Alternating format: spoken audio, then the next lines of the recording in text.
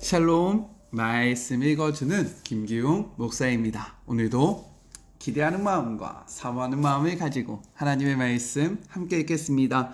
아모스 2장 4절부터 16절까지의 말씀입니다. 하나님의 메시지다. 유다가 서너 가지 큰 죄를 저질렀으니 내가 더는 그를 참아주지 않을 것이다. 그들은 하나님의 계시를 거절했고 내 명령 따르기를 거부했다. 그러면서도 그들은 오래된 거짓말, 그들의 조상을 막다른 골목으로 내몬 거짓말은 잘도 집어삼킨다. 그래서다. 나는 유다를 불태워 허물고 예루살렘의 요새들을 다 태워버릴 것이다. 하나님의 메시지다. 이스라엘이 서너 가지 큰 죄를 저질렀으니 내가 더는 그를 참아주지 않을 것이다. 그들은 사람을 사고 판다. 그들에게 사람은 그저 물건일 뿐이다. 돈벌이 수단이다. 신발 한 켤레를 갖겠다고 가난한 사람을 팔아버린다.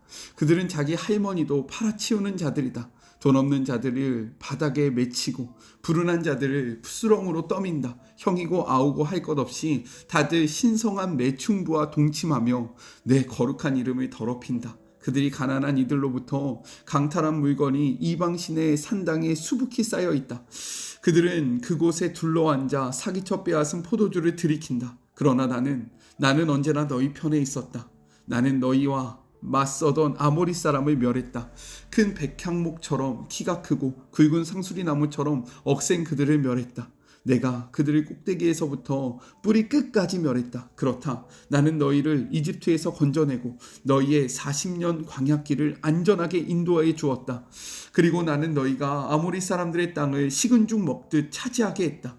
나는 너희 젊은이들 중에서 예언자를 길러냈고 으뜸가는 젊은이들을 구별하여 거룩을 훈련시켰다. 그렇지 않은가 이스라엘이여, 하나님의 포고다. 그런데 너희는 훈련받은 젊은이들을 탈선하게 만들고 젊은 예언자들에게는 예언을 그만두라고 말했다. 나는 도저히 너희를 두고 볼 수 없다. 참을 만큼 참아서 터지기 일보 직전이다. 용량을 초과하여 짐을 실은 마차처럼 나는 지금 삐덕거리며 신음을 소리를 내고 있다. 내가 행동에 들어가면 너희는 어찌할 작정이냐. 제 아무리 빨리 달아나도 너희는 내게서 도망치지 못한다. 힘센 자들의 힘도 소용없다. 전사들도 소용없다. 활 잘 쏘는 자들도 소용없다. 잘 달리는 자들도 소용없다. 전차를 모는 자들도 소용없다. 너희 가운데 최고로 용감한 전사라 해도 아무 소용없다. 그저 걸음아 나 살려라 하고 옷도 챙겨 입지 못한 채 내뺄 것이다. 하나님의 포고다. 이것은 하나님의 말씀입니다. 오늘 말씀은 내용상 두 부분으로 나눠서 생각해 볼 수 있습니다. 먼저 첫 번째 4절부터 5절 남유다를 향한 하나님의 메시지가 선포되고 있어요. 이스라엘을 둘러싼 주변 민족들의 심판이 끝나고 이제는 선민이라 자부하던 유다에게도 하나님의 심판의 메시지가 선포되어집니다. 4절의 말씀이에요. 여호와께서 이와 같이 말씀하시되 유다의 서너 가지 죄로 말미암아 내가 그 벌을 돌이키지 아니하리니 이는 그들이 여호와의 율법을 멸시하며 그 율례를 지키지 아니하고 그들의 조상이 따라가던 거짓 것에 미혹되었음이라 라고 이야기합니다. 하나님과 언약을 맺은 유다는요, 하나님과의 하나님께서 주신 율법과 규례를 삶의 기준으로 삼고 살아가야 했지만 그것을 거부하고 지키지 않았습니다. 오히려 조상들이 따라갔던 거짓 것들의 마음이 미혹되었다라는 거예요. 이것은 우상을 의미합니다. 그런데 더 나아가서 이것들은요, 그들이 의지했던 군사력 그리고 정치력, 경제적인 힘을 포함하고 있다라는 거예요. 하나님의 기준 삼지 아니하고 세상의 것들을 기준 삼으며 하나님을 의지하지 아니하고 세상의 것들을 의지하며 살아가던 그들의 모습을 꼬집어서 비난하고 계신 것입니다. 이렇게 이방 민족의 심판 메시지와 유다 민족의 심판 메시지는 차이점이 있다라는 거예요. 이방 민족은요, 창조의 질서를 벗어난 비인간적인 형태에 대해서 이야기했습니다. 쉽게 이야기하면 도덕적인 기준으로 그들을 판단했다라는 거예요. 하지만 유다는 도덕적인 기준이 아니라 하나님의 그 말씀을 기준으로 이들을 판단하고 있다라는 겁니다. 성경은 이렇게 이야기해요. 로마서 2장 12절의 말씀입니다. 무릇 율법 없이 범죄한 자는 또한 율법 없이 망하고 무릇 율법이 있고 범죄한 자는 율법으로 말미암아 심판을 받으리라 라고 이야기하고 있습니다. 유다가 하나님의 선민이라는 것은 부정할 수 없는 사실입니다. 그러나 그들의 특별한 이 선민이라는 위치가 결코 그들을 향한 심판을 면해주지는 않는다라는 거예요. 오히려 율법을 가진 자에게는요, 더 높은 기준으로서 하나님은 심판을 선포하고 계신 것입니다. 그래서 첫 번째 적용이에요. 내가 의지하며 살아가는 것은 무엇입니까? 율법을 아는 자로서 율법을 지키며 살아가고 계십니까? 특별히 내가 지키지 못하는 율법은 무엇인지 돌아보시면서 우리의 삶은 하나님의 말씀이 기준되어야 한다라는 것, 나의 삶의 그러한 기준은 세상의 법이 아니라 하나님의 말씀이라는 것을 잊지 아니하는 우리 모두가 되기를 간절히 소망합니다. 둘째, 6절부터 16절 북이스라엘을 향한 하나님의 메시지가 선포되어지고 있어요. 북이스라엘의 사람 입장에서 유다까지 하나님의 심판을 받는 것을 보면요, 매우 기뻤을 겁니다. 그리고 그것을 마땅하다라고 생각할 수도 있어요. 그리고 이제 하나님의 심판은 끝났다라고 생각했을 것입니다. 왜냐하면 유다 이스라엘을 제외하고 지금 몇 민족에게 하나님의 심판이 선포되었습니까? 혹시 기억하고 계세요? 바로 유다를 포함한 7민족에게 하나님의 심판이 선포되어졌다라는 거예요. 당시의 7은요, 완전수를 의미합니다. 성경에서 7은 완전수를 의미해요. 그러니까 하나님의 완전한 심판이 이루어졌다라고 기고만장하면서 역시 우리는 달라, 역시 우리는 하나님이 붙잡아 주시는 민족이야 라고 생각했다라는 거예요. 그런데 그들의 예상과는 달리 오히려 북이스라엘을 향한 하나님의 심판의 메시지는 가장 크고 엄중하게 선포되어졌다라는 거예요. 그들의 주된 죄는 무엇이냐면 사회적 약자에게 행했던 억압과 횡포였습니다. 당시 이스라엘 사회는요, 경제적인 불평등이 심각했다라는 거죠. 그들은 형제를 종으로 불리지 말라던 하나님의 명령을 거부하고 신 한 켤레 값에 가난한 자들을 파는 비정함을 보입니다. 뇌물을 받고요, 불의한 재판을 했고 힘없는 자들을 짓밟고 연약한 자들의 길을 굽게 했다라는 거예요. 여기서 더 나아가 경제적으로 취약한 여성들은요, 부자들의 욕망을 채우는 데에 사용되었다라는 겁니다. 아버지와 아들이 한 젊은 여자를 취하여 잠자리를 하였다라고 이야기해요. 어떤 학자들은 이것이 성전 매춘부를 의미하는 것이다 라고 이야기하기도 하지만, 오늘의 본문의 문맥을 보면 가난하고 돈이 없고 빚을 졌던 여인에게 부자들이, 힘 있는 자들이 아버지와 아들과 상관없이 이들을 겁탈하고 이들을 취했다라는 것을 나타내주고 있는 사회적인 그러한 비정한 모습을 나타내고 있는 것이 아닌가라고 생각되어지고, 이것으로 해석하는 것이 더 맞지 아니한가라는 생각을 합니다. 그런데 중요한 것은 그러한 그들의 죄악들을 나타내는 동사가 미완료형으로 기록되고 있다라는 거예요. 끝나지 않았다라는 겁니다. 계속해서 그들은 끊임없이 이러한 악행을 자행했다라고 이야기하고 있는 거예요. 여기서 더 나아가 그들은 거룩한 하나님의 이름도 더럽힙니다. 저당 잡힌 옷 위에 누워서 잠을 자며 가난한 자들이 낸 벌금으로 포도주를 마셨다라는 거예요. 팔레스타인 지역은요, 낮과 밤의 기온이 아주 큽니다. 낮은 더운데요, 밤은 너무 추운 거예요.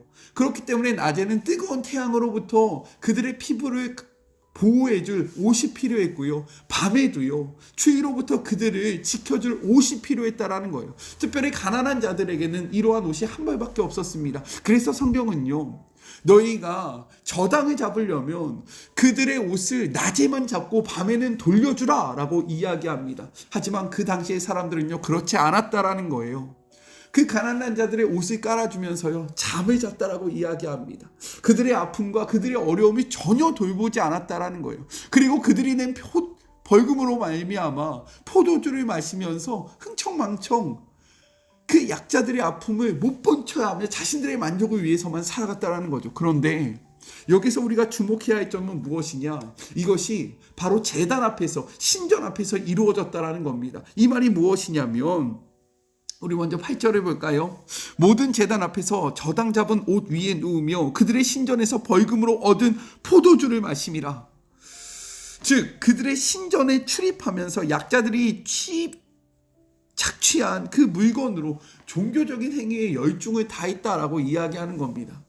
약한 자들을 돌아보는 것이 하나님의 뜻이었는데 그들은 약한 자들을 돌아보는 것이 아니라 그들을 억압하면서 그것을 가지고 신전, 즉 하나님의 전에 나와서 종교적인 행위를 하면서 자기들은 누리고 즐겼다라는 거예요. 그런데 하나님은요, 이들과 선을 그으십니다. 신전, 너희들의 신전이라고 이야기합니다. 그들의 신전이라고 이야기해요. 나는 이것을 받지 아니하고 나는 이것을 기뻐하지 않는다라고 이야기하고 있는 거죠. 이 말씀 앞에 우리는 우리의 모습을 돌아봐야 합니다. 세상에서 우리가 마음껏 취하고 세상에서 우리가 마음껏 누리고 약한 자들을 억압하고 약한 자들을 돌아보지 아니하며 하나님 앞에 예배하고 하나님 앞에 눈물을 흘리고 하나님 앞에 목소리 높여 찬양할지라도 하나님은 이 예배를 기쁘게 받아주시지 않으신다라고 이야기하고 있는 거예요. 무섭지 않습니까? 저는 두렵더라고요. 우리들의 예배를 하나님이 이건 나를 향한 예배가 아니라 너희들의 예배잖아 라고 말씀하실까 너무나도 두렵습니다. 그런데 이들은요, 이렇게 약자를 돌아보지 아니하며 하나님을 업신여기면서 하나님 앞에 나와 종교적 행위로 살아가고 있었다라고 이야기하고 있는 겁니다. 하나님께서는요, 말씀하세요. 이러한 자들에게 나는 너희들이 아무것도 아닐 때 애굽에서 억압받고 있을 그때에 너희들을 구원하여 이끌어내고 험난한 그 광야에서 돌보고 인도하였다. 너희들을 지켰고 너희들을 풍요의 땅으로 인도하였다라고 말씀하세요. 그리고 특별히 너희들 중에서 젊은이를 구별하여 선지자와 나시린을 삼으며 너희들이 어떻게 주님을 섬겨야 할지 하나님의 뜻 안에 머물러야 할지를 알려주었다라고 말씀하고 계세요. 그런데요, 패역한 이스라엘은 이렇게 행동했다라는 거예요. 12절의 말씀입니다. 그러나 너희가 나실 사람으로 포도주를 마시게 하며 또 선지자에게 명령하여 예언하지 말라 하였다라고 이야기합니다. 나실이는요, 헌신된 삶이 무엇인지를 보여주는 대표자로서 올바른 삶의 모범을 보여주는 사람이었어요.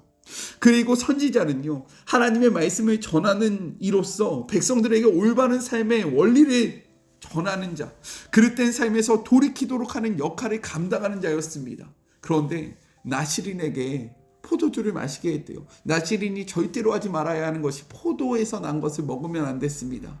그런데요, 그들은요, 하나님 앞에서 헌신된 삶을 살아가는 자, 하나님 앞에서 모범된 삶이 무엇인지를 보여주는 자에게 억지로 포도를 먹이게 한 겁니다. 왜요? 하나님을 업신여겼다라는 거예요. 야, 먹어. 괜찮아. 야, 너 그렇게 산다고 하나님이 기뻐하실 것 같아. 이 정도는 괜찮아. 야, 나도 예수 믿어. 나도 예수님 알아. 그런데 나도 하잖아. 너도 왜 괜찮아. 우리 하나님 그렇게 쪼잔한 하나님 아니라니까 라고 이야기하면서 거룩한 삶의 표본을 망가뜨렸다라는 겁니다. 또한 하나님의 뜻이 무엇인지를 선포하는 예언자에게 조용히 해. 예언하지 마. 야, 너만 예수 믿냐? 나도 예수 믿고 너만 성경하냐? 나도 성경하라 라고 이야기하면서 하나님의 뜻을 이야기하는 자들, 하나님의 그 바른 진리를 선포하는 자들에게 입 다물어! 라고 이야기했다라는 겁니다. 우리의 모습이 그렇지 않습니까? 나도 다 알아요, 목사님. 나도 예수 믿어요. 나도 성경합니다. 아유, 적당히 좀 합시다. 편하게 좀 갑시다. 아유, 세상에서 살아가려면 어쩔 수 없는 거예요. 목사님은 세상에서 안 사니까 그런 거 아닙니까? 목사님이 세상에서 살아봤어요. 목사님, 세상에서는 그렇게 살아갈 수 없어요. 적당히 타협하면서 적당히 손도 잡으면서 깨끗한 물에는 물고기가 못 사는 겁니다. 목사님, 우리 이렇게 이야기하며 거룩한 기준을 망가뜨리고 있지는 않습니까? 하나님은요, 그러한 자들에게 이렇게 선포하세요. 13절의 말씀입니다. 보라, 곡식단에 가득히 실은 수레가 흙을 누름같이 내가 너희를 누르리니. 이 말이 무엇입니까? 하나님은 무거운 수레가 흙을 누름처럼 무겁고 엄중한 심판으로 그들을 징벌할 것이다 라고 선포하고 계신 거예요. 이어지는 14절부터 16절은요, 그 어떠한 자라 할지라도, 너희들이 아무리 잘났다 할지라도, 너희들에게 아무리 큰 능력이 있다 할지라도 이러한 나의 심판으로부터 벗어날 자는 아무도 없다 라고 분명히 선포하십니다. 이스라엘을 향한 심판은 왜 이렇게 무거운 걸까요? 왜 그들에게만 더 큰 심판이 임한 걸까요? 바로 그들이 하나님의 은혜와 사랑을 누렸기 때문이고 하나님이 그들을 특별히 사랑하셨기 때문인 겁니다. 성경은 이렇게 이야기해요. 누가복음 12장 48절의 말씀입니다. 알지 못하고 맞을 일을 행한 종은 적게 맞으리라. 무릇 많이 받은 자에게는 많이 요구할 것이요 많이 맡은 자에게는 많이 달라 할 것이다 라고 이야기하고 계십니다. 하나님의 은혜를 아는 자에게는요, 그리고 하나님의 은혜를 누린 자에게는요, 하나님의 은혜를 경험한 자에게는 더 많은 것들을 요구하신다라고 이야기하고 있는 거예요. 그래서 두 번째 적용입니다. 하나님의 심판이 나와는 상관없는 일이라고 생각하며 살아가고 있지는 않습니까? 하나님의 은혜를 누린 자로서 더 높은 기준과 더 많은 책임감으로 살아가고 있습니까? 우리의 모습을 돌아보며 말씀 앞에 우리의 삶을 점검하기를 소망합니다. 우리 같이 기도할까요? 사랑의 하나님, 작금의 시대가 너무나도 어렵습니다. 너무나도 혼란스럽고 무질서하며 하루하루가 살오는 판을 걷는 듯한 긴장의 연속입니다. 주님, 주님의 은혜로 이 대한민국이 여기까지 왔으나 우리가 주의 은혜를 잃어버리고 망각하고 가난한 자를 돌아보지 아니하며 주변의 이웃을 사랑하지 아니하고 하나님을 업신여기며 살아갔음을 고백합니다. 우리가 이제 돌이키며 회개할 때임을 주님께서 알게 하셨사오니 하나님, 기도하게 하여 주시고 이 땅에서 하나님의 정의와 공의를 바르게 선포하며 주의 뜻으로 나아가는 우리 모두가 되게 하여 주시옵소서. 주님, 작금의 이 대한민국을 지켜주시고 작금의 이 대한민국을 붙들어 주시옵소서. 믿는 우리가 말씀 앞에 어떻게 행동해야 할지 분명히 깨닫게 하여 주시옵시고 행동하기 전에 기도하고 나아감으로 결단하고 하나님의 뜻으로 이 세상에서 그리스도인으로서 바른 삶을 살아가는 주의 모든 자녀들 되게 하여 주시옵소서. 함께 하실 주님을 의지하며 거룩하신 예수 그리스도의 이름으로 간절히 기도드립니다. 아멘. 하루하루 평안할 수 없는 그러한 일들이 많이 일어나고 있는 것 같습니다. 특별히 대림절을 맞이하는 이 시절, 우리 하나님의 말씀을 통해서 우리가 이 땅에서 어떠한 역할과 어떠한 모습을 취해야 할지를 바르게 분별하며 말씀을 붙잡고 살아가고 말씀으로 선포하는 우리 모두가 되었으면 너무나도 좋겠고 우리 나라를 위하여 함께 기도합시다. 저는요 또 내일 만나도록 할게요. 사랑하고 주님의 이름으로 축복하면서 오늘 하루도 힘내세요. 우리 내일 만나요. 안녕. 오늘도 수고하셨습니다.